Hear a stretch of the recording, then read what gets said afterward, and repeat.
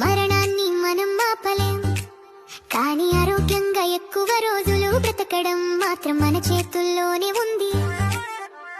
ఇప్పుడు వినబోయే సూచనలు శాస్త్రవేత్తలు కూడా ఒప్పుకున్నవే.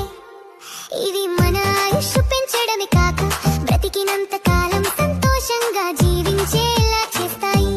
మొదటిది, ఎక్కువసేపు కూర్చోవద్దు.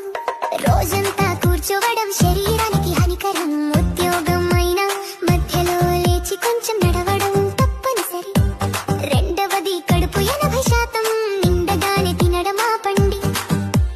దీనిని జపాన్లో హరహచిబు అంటారు. ఇలా తింటే శరీరం తేలికగా ఉంటుంది, ఆయుష్ పెరుగుతుంది.